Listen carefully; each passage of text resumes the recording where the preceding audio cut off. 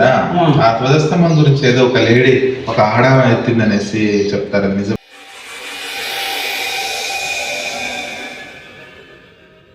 ప్రతి ఒక్క విగ్రహాన్ని కొంచెం కట్ చేస్తా పోయినారు. ఒక లక్ష్మీదేవి విగ్రహాన్ని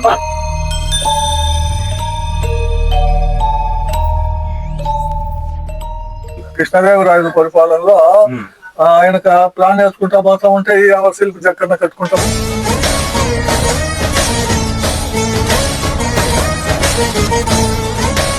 కోటమ్మ దేవాలయంలో ఉండే కోటమ్మ వచ్చేసి ఒక మనిషి.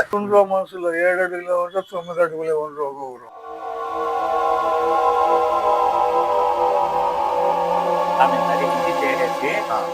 ఆడికొచ్చి కత్తి గడిగాడు. ఇప్పుడు కూడా ఉంది సారే ఇది కత్తి గడిగిన బండ అంటారు ఇప్పుడు కూడా.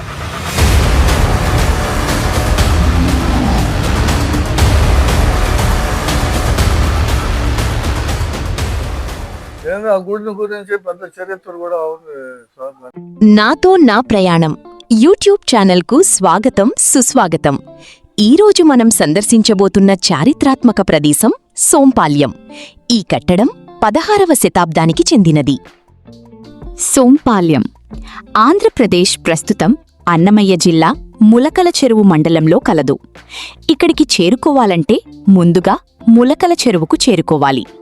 ఇక్కడికి రైలు మార్గం ద్వారా మరియు బస్సు మార్గం ద్వారా చేరుకోవచ్చు. ఈ ప్రాంతం మదనపల్లి నుండి 42 కిలోమీటర్లు, కదిరి నుండి 38 కిలోమీటర్ల దూరంలో ఉంటుంది. ములకల చెరువు నుండి కేవలం 6 కిలోమీటర్ల దూరంలో ఉంటుంది ఈ చారిత్రాత్మక సోంపాల్యం చెన్నకేశవ దేవాలయం. మొలకల చెరువు నుండి తంబళ్లపల్లెకు వెళ్లే దారిలో 6 కిలోమీటర్ల దూరం ప్రయాణించగా మార్గం మధ్యలోనే తారసపడుతుంది ఈ సోంపాల్యం గ్రామం. ఇక్కడి నుండి కేవలం 10 మీటర్ల దూరంలోనే ఉంటుంది ఈ దేవాలయం. లోనికి ప్రవేశించగానే ఆ కాలం నాటి చారిత్రక విశేషాలను తెలియజేస్తూ చెక్కబడిన శిలాశాసనాలు కనిపిస్తాయి. ఇందులో ఈ దేవాలయం మలిచోళుల కాలంలోనే నిర్మించబడి తరువాత 16వ శతాబ్దం విజయనగర రాజులచే మెరుగులు దిద్దినట్లుగా ఇందులో ముద్రించారు.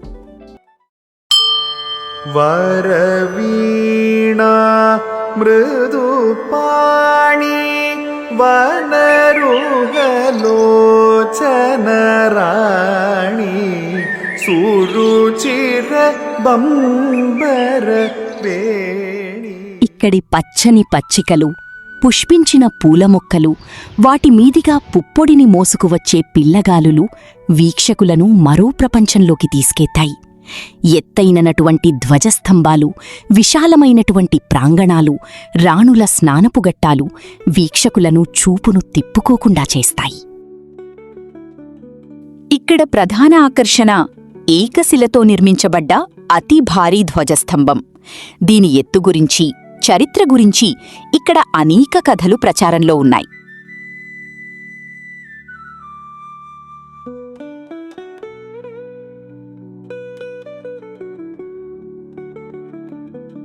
అవును, ఇప్పుడు ధ్వజస్తంభం ఉంది కదా, ఆ ధ్వజస్తంభం గురించి ఏదో ఒక లేడీ ఒక ఆడామ ఎత్తిందనేసి చెప్తారు, నిజమేనా? ముత్యాలమ్మని ప్రత్యవర్తనాలు ఎత్తిన గజస్తంభం అంటారు. ఓకే, ఏం దాని చరిత్ర ఏమిటి? దాని చరిత్ర 16వ శతాబ్దంలో శ్రీ కృష్ణప్ప నాయుడు సామంత రాజు ఉన్నాడు. ఓకే, సామంత రాజుని 72 పాల్యాలు పరిపాలన చేస్తున్నాడు. 72 పాల్యాలు పరిపాలన చేసి కప్పం కడతాడు. కప్పం అంటే ట్యాక్స్ స్టార్టింగ్ చేసినారు. ఎవరు గజస్తంభం ఎత్తితే వాళ్ళకు కోరినంత ధనం ఇస్తామని చెప్పి అప్పుడు నాగమణిప్ప నాయుడు అని ఆయన వచ్చి తాంబూలం పట్టినాడు. వాళ్ళ భార్య ఎత్తుతుంది. ఆ భార్య నా వల్ల కాదు, ఇంటికి మళ్ళీ చెల్లెలు ముత్యాలమ్మని ఆమె ఎత్తిందంట. అస్తమం వచ్చి చేయబట్టి వాళ్ళ ప్లేస్ నిలబడింటే మళ్ళీ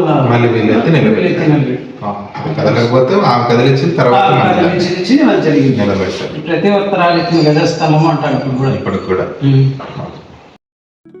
ఇదే వారు చెప్తున్న పతివ్రత ఎత్తిన ధ్వజస్తంభము. ఈ ధ్వజస్తంభంపై చెక్కిన పుష్పలతలు, ఆనాటి శిల్పులు పాషాణానికి సైతం ప్రాణం పోశారా అన్నట్లుగా ఉంటుంది.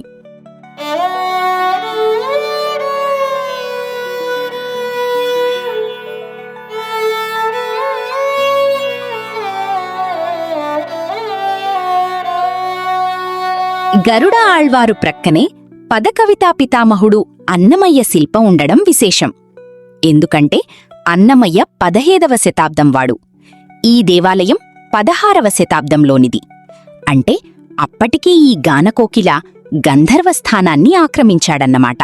కడు పుణ్యలను పాప కర్ములను సరిగా వాజడియు శ్రీ వెంకటేశ్వరు నామముకటే, శ్రీ వెంకటేశ్వరు నామముకటే తదనానాహి. అది పైన 60 అడుగులు ఉంది అంటారు. ఓకే, కింద అంత ఉందేమో మనకు తెలియదు. కింద మళ్ళీ లోపలికి ఉంటుంది.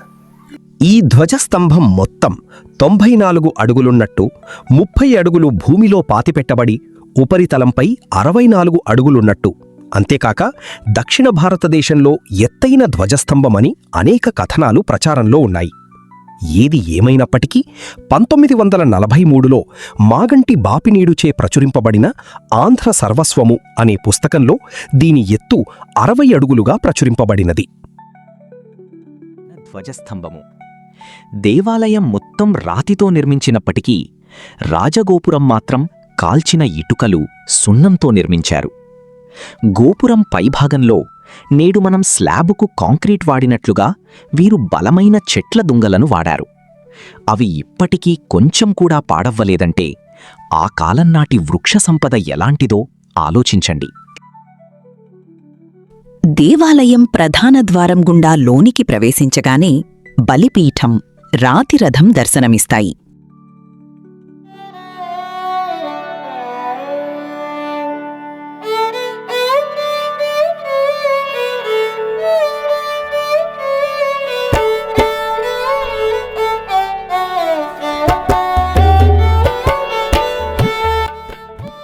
ఈ రాతిరథం హంపి రాతిరథం పోలి ఉండడం విశేషం.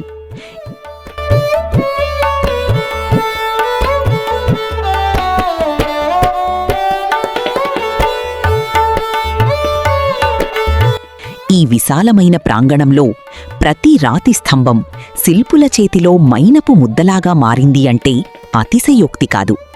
ఇక్కడి దృశ్యాలు చూస్తుంటే రాతి స్తంభాలు అన్న చెట్లకు శిల్ప సంపద అన్న పువ్వులు పూసాయా అన్నట్లుగా ఉంటుంది.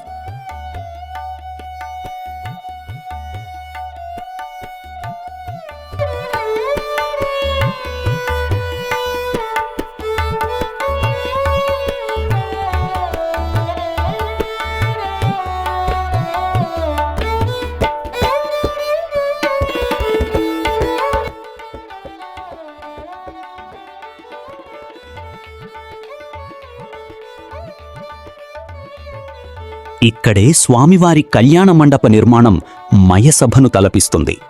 ఈ రాయి ఈ చుట్టుప్రక్కలదైతే కాదు, ఎందుకంటే గుడి నిర్మాణం మొత్తం ఒక రకమైన రాతితో నిర్మించినప్పటికీ ఈ రాయి మాత్రం వేరుగా ఉంటుంది. చుట్టుప్రక్కల ఈ నల్ల గ్రానైట్ రాళ్లు చూద్దామన్నా కనిపించవు. ఈ విధమైన రాళ్లను గర్భాలయంలో విగ్రహాలు చెక్కడానికి వినియోగిస్తారు. ఇంతటి సుందరాకృతులను కేవలం చేతిలో చెక్కారు అంటే ఆనాటి శిల్పుల నైపుణ్యం వర్ణనాతీతం.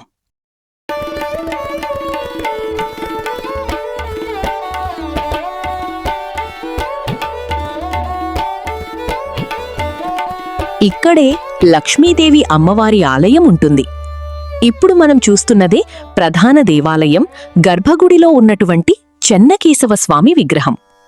కేశవ అనగా కేసి అనే రాక్షసిని సంహరించినవాడు అని, చెన్న అనగా అందమైనవాడు అని అర్థం. పేరుకు తగ్గట్టుగా చెన్నకేశవుడు పట్టు పీతాంబరధారి అయి మోహనాకరంలో ఉంటాడు. కాని ఈ దేవాలయంలోని విగ్రహం కాస్త కల తగ్గినట్లుగా కనిపించడానికి కారణం మీరే వినండి. లోపల చెన్నకేశవ స్వామి ఆ విగ్రహం అది ఒరిజినల్ అనే ఇట్లాంటి అది కూడా తెచ్చి తర్వాత పెట్టారు. అది తీసేసిండ్రు దొంగలు. ఓకే, అది దొంగలు తీసి పక్కన పెట్టేసిండ్రు. మళ్ళా వీళ్ళు దాన్ని కుదిరించి పెట్టినారు. ఓకే, ఆ విగ్రహం 4 మూటలోనూ బండ తగ్గించారు. అవునులే, ఇప్పుడు ఆ దేవాలయంలో ఉండేది గుప్త నిధుల కోసం తవ్వేసి పక్కన పెట్టినారు విగ్రహాన్ని కూడా. తర్వాత మళ్ళీ విగ్రహాన్ని మామూలుగా అట్లే పెట్టినారు. అవునులే, అంటే అక్కడ తవ్వకాలు కూడా జరిపినారు దీనికోసం, గుప్త నిధుల కోసం దేవాలయంలో. భారతదేశంలో నీ పురాతన శిల్ప సంపద విదేశీయుల దాడులలో 70% ధ్వంసం కాగా మిగిలిన 30% స్వదేశీయుల స్వార్థానికి బలయ్యాయి. స్తంభాలు పెట్టి ఒకటి పెద్దగా చాలా ఎత్తుగా పెట్టినారు కదా అటు సైడ్, అది ఉయ్యాల మండపం. ఉయ్యాల మండపం. ఉయ్యాల మండపం ఉంటుంది. నాటి సామాజిక సాంస్కృతిక పౌరాణిక పరిణితిని ప్రతిబింబించే ఆధారాలుగా ఇక్కడి శాసనాలు శిల్పాకృతులు నేటికీ దర్శనము చేస్తున్నాయి. మహామండపము నందలి పైకప్పుకు వేసిన భిత్రికా చిత్రాలు రామాయణ ఐతిహాస కథలను కళ్లకు కట్టినట్టుగా కనిపిస్తాయి. ఈ చిత్రాలు కేవలం ఆకుపసురులతో చిత్రించారు అంటే అబ్బురపడటం మనవంతవుతుంది. నివాసం ఉన్నారా? ఆయన రాజుకొచ్చి కూర్చునే సింహాసనం కూడా ఉంది. అదే బయట ఏదో ఉంది అక్కడ దీంట్లో గొలగాని మండపంలో, గొలగాని మండపంలో ఉంది. వాళ్ళు ఏదో ఆ దేవాలయం కట్టేటప్పుడు అక్కడ గొల్లోళ్ళు ఉన్నారంట. ఆ గొల్లోళ్ళు పాలు పెరుగు మజ్జిగ కావాల్సిన వీళ్ళకి సౌకర్యం చేస్తారు ఈ దేవాలయం కట్టేవాళ్ళు. అప్పుడు వీళ్ళది టైం అయిపోయింది, మేము వెళ్ళొస్తాము నాయన అన్నారంట వీళ్ళు. ఎవరు? కృష్ణదేవరాయలు వాళ్ళను. స్వామి మీరు పోతా ఉన్నారు కానీ మా పేరుతో గొల్లదాని మండపం అనేది నిర్మాణం చేయండి అన్నారు. అప్పుడు అదే గొల్లదాని మండపం అని వాళ్ళు ముద్దలు పెట్టుకొని దుత్తలు ఎత్తుకొని ఉన్నారు చూడు, అది గొల్లదాని మండపం. వాళ్ళ పేరు మీద అది విగ్రహాన్ని ఆ దాడుల్లో ప్రతి ఒక్క విగ్రహాన్ని కొంచెం కట్ చేస్తా పోయినారు. ఒక లక్ష్మీదేవి విగ్రహాన్ని మాత్రం తాకిందా, ప్రతి విగ్రహాన్ని వాళ్ళు కట్ చేస్తా. ఈ దేవాలయం శిల్ప సంపద ముష్కర దాడులలో తలలు నరకబడి మౌనముగా రోదిస్తున్నాయా అన్నట్లుగా ఉంటుంది ఇక్కడి నిశ్శబ్ద వాతావరణం.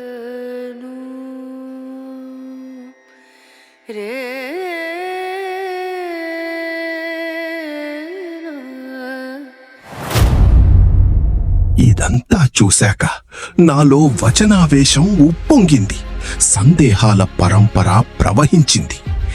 ఈ నా భారతావనిలో పరమత సహనం లేని కసాయి కత్తులకు ధ్వంసమైన శిల్ప సంపద ఎంత! కారుణ్యం లేని కర్కస వీరులు నరికిన నరకంఠాలు ఎన్ని! సామ్రాజ్యపు దండయాత్రలు సామాన్యుల సాహసమెట్టిది! ఈ ప్రశ్నల ప్రవాహానికి సమాధానం కోసం అసలైన సోంపాల్యం మురిగడపలో అడుగుపెట్టా.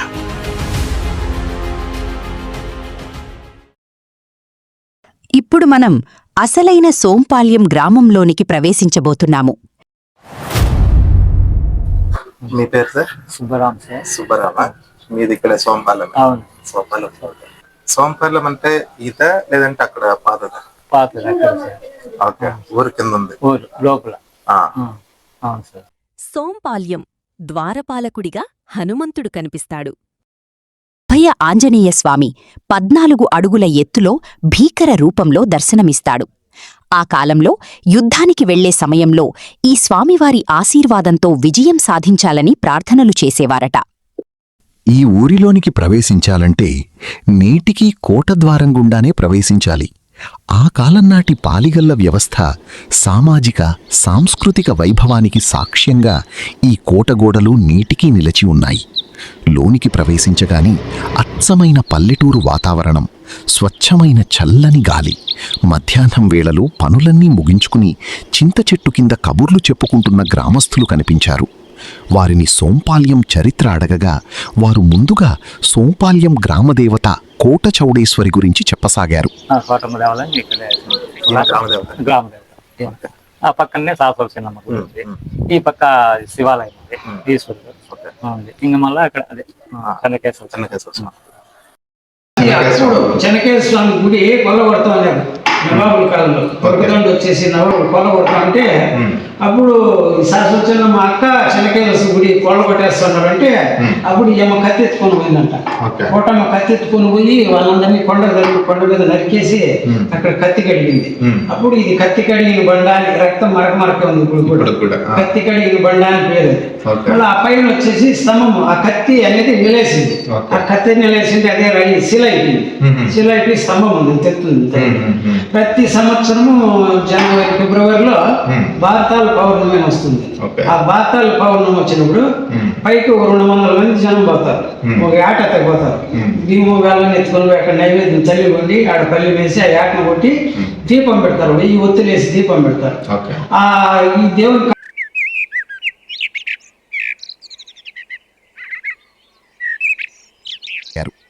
ఈ కథ ఎంత మేరకు వాస్తవం అన్న విషయాన్ని మరికొందరిని విచారించగా వారు కూడా ఈ కథను బలపరిచారు. ఒక వాళ్ళ దాడుల్లో జరిగింది. అప్పుడు ఈ మహాతల్లి ఇక్కడ అన్నం చేసుకుంటా ఉండిందంట. కోటమ్మ అన్నం చేసుకొని మన మాదిర మనిషి ఆ వెనకాలనే ముద్దలు చేస్తాను సంగటి ముద్దలు చేస్తా ఉంటే ఆ ఆయమ్మ ఉండింది ఇక్కడ ఇట్లా వస్తా ఉన్నారంట. తొలకదండు కలుపుకొని ఇది చేసుకుంటా వస్తా అంటే ఆమె వచ్చి చిల్లులు సాసలు చిన్నమ్మని వచ్చి వచ్చిరే చంపేస్తారు అనేకే ఆమె ఒంటి మీద నగలన్నీ తీసేసి ఆ ముద్దలో పెట్టేసి అట్లే పరిగెత్తిందంట కొండకు పరిగెత్తి అక్కడ ఎన్నో నరికి ఇక్కడ కత్తి గడిగినారు బండ. ఆ కత్తి గడిగిన బండ ఆమె నరికి ఇది చేసేసి ఆటికొచ్చి కత్తి గడిగిన. ఇప్పుడు కూడా ఉంది ఆ సారే ఇది కత్తి గడిగిన బండ అంటారు ఇప్పుడు కూడా. మనిషి ఆమె అప్పుడు వాళ్ళు నరికింది. దేవాలయం కట్టించి ఈ కోటమ్మ ఉండింది కాబట్టి ఇక్కడ ఇది చేసినారు వీళ్ళు.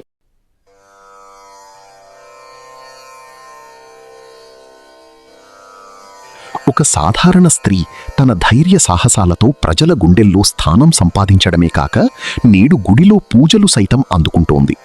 ఈమె విజయాత్రకు ప్రతీకగా వీరకళ్ళు శాసనముగా స్థాపించారు. ఈ దేవాలయం స్తంభాలపై చెక్కబడిన శిల్పాలు నాకు అసాధారణంగా తోచాయి. ఎందుకంటే ఈ విగ్రహాలు అన్ని దేవాలయాలలో కనిపించే సాధారణ దేవతల్లాగా కాకుండా మార్మిక శక్తులను చెక్కినట్లుగా అనిపిస్తుంది. ఈ వింత ఆకారాలు ఎందుకు చెక్కి ఉంటారో అన్న సందేహం కూడా తలెత్తకమానదు. ఇది ఏమైనప్పటికీ వీళ్లు చెప్పిన రక్తపు మరకల కథలు నాకు నమ్మశక్యం కాలేదు. ఇక స్వయంగా ఆ కొండపైన ఏముందో చూడాలన్న కుతూహలం నాకు మొదలయ్యింది. కొంత దూరం వెళ్ళగా దూరం నుండి రక్తపు ఛాయలు కనిపించసాగాయి. నాలో మరింత ఉత్సాహం పుంజుకుంది.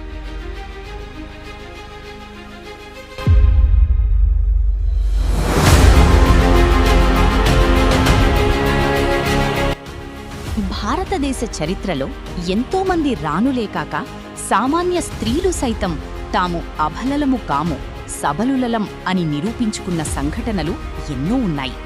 కర్ణాటకలో వణికే ఓబవ్వ ఒక్క రోకలితో చిత్రదుర్గా కోటలోనికి ప్రవేశిస్తున్న హైదరలీ సైన్యాలను మట్టుబెట్టింది.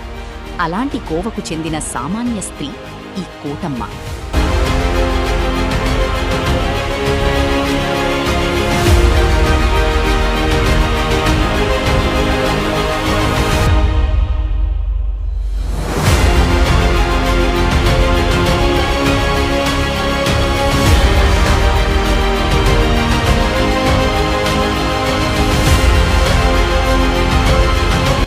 ఎన్నో వ్యయ ప్రయాసలకు ఓర్చి చెట్టు చేమలు, వాగులు వంకలు, బండరాళ్లను దాటుకుంటూ అద్భుతమైనటువంటి ప్రకృతిని తిలకిస్తూ భయపెట్టే లోయలను దాటుకుంటూ చివరకు కోటమ్మ కత్తి కడిగిన బండను చేరుకున్నాము. గ్రామస్తుల నమ్మకాన్ని నిజం చేయడానికేనా అన్నట్లుగా ఇక్కడ రక్తపు వర్ణ ఛాయలు స్పష్టంగా కనిపించాయి.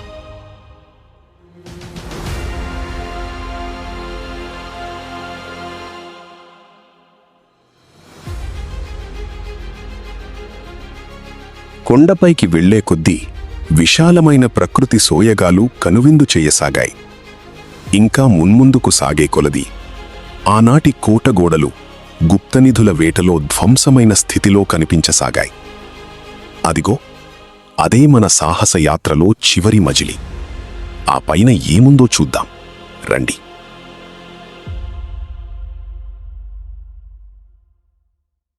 సుదీర్ఘ ప్రయాణం తర్వాత కొండ అంచులకు చేరుకోగలిగాను. ఇక్కడ ఒక దీపపు స్తంభం, దాని ఎదురుగా చిన్నపాటి పాదగుర్తులు చెక్కబడి ఉన్నాయి. చుట్టూ పరిశీలించగా ఇంకా చాలా దూరం వ్యాపించిన కోటగోడలు కనిపించాయి. ఇంకా ముందుకెళ్లడానికి ఓపిక లేక ఈ ప్రాంతం దట్టమైన చెట్లతో కప్పబడి నిర్మానుష్యంగా ఉండడంచేత ఇక చేసేదేమీ లేక వెనుతిరిగాము. ఏది ఏమైనప్పటికీ ఈ ప్రయాణం మంచి అనుభవాలను మిగిల్చింది. గ్రామస్థులు చెప్పిన విషయాలు నాకు వీలైనంత మేరకు చూపించగలిగానని అనిపించింది. తిరుగు ప్రయాణంలో తాతను కలిసి మరికొన్ని విషయాలు తెలుసుకోవడానికి ప్రయత్నించా. కాని వారి చెప్పిన విషయాలు చూస్తుంటే ఇంకా ఎంతో చారిత్ర కాలగర్భంలో కలిసిపోయింది అనిపించింది. ఈ వీడియో నచ్చినట్లయితే లైక్ చేసి షేర్ చేయండి. మొదటిసారి చూస్తున్నట్లయితే సబ్స్క్రైబ్ చేసుకోండి.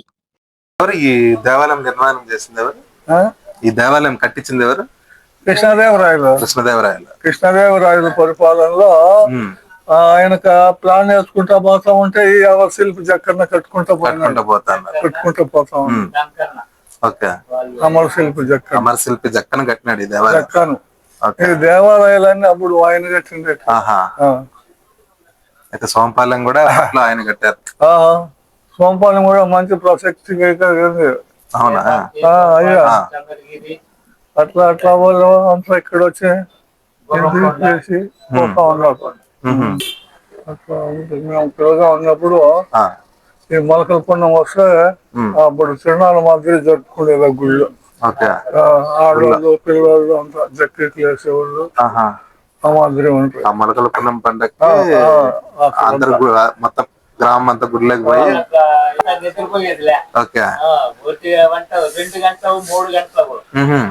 రాత్రంతా ఆటలన్నీ అక్కడే ఆడతా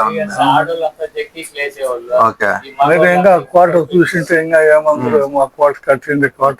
ఓకే, ఇంకా కోట లోపలికి ఉంది.